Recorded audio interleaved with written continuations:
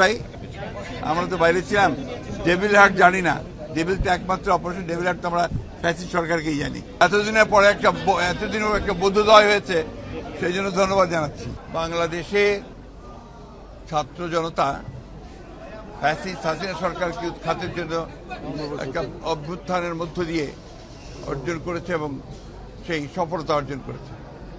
কিন্তু দুর্ভাগ্যের বিষয়, আজকে হাসিনার পাতা ফাঁদে আমরা যেন ফাঁদে পা না দিই। আজকে দেশের স্থিতিশীলতা বিনষ্ট হচ্ছে, অস্থিরতা সৃষ্টি হচ্ছে। এর জন্যে সম্পূর্ণভাবে হাসিনার যে ফ্যাসিস্ট যে রেজিম ছিল, সেই রেজিমই তার জন্য দায়ী। আজকে আমাদেরকে অত্যন্ত সাবধানতার সঙ্গে পা ফেলতে হবে। এই যে সফলতাকে আমাদেরকে সফল করতে হলে আমাদেরকে অত্যন্ত ধীরে ধীরে এগোতে হবে। একটা অন্ধকারকে দূর করতে আর একটা অন্ধকারকে দূর করা যায় না, তাকে আলো দিয়ে দূর করতে হয়।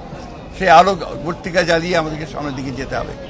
আমরা সংশ্লিষ্ট সকলের কাছে আহ্বান জানাতে চাই যে সবাই একযোগে ঐক্যবদ্ধ হয়ে এই দেশের স্বাধীনতা সার্বভৌমত্ব রক্ষা করার জন্য, স্থিরতা রক্ষার জন্য, ফ্যাসিস্টদের বিরুদ্ধে গণতন্ত্রকে প্রতিষ্ঠা করবার জন্য তাদের কাজ অব্যাহত রাখবে।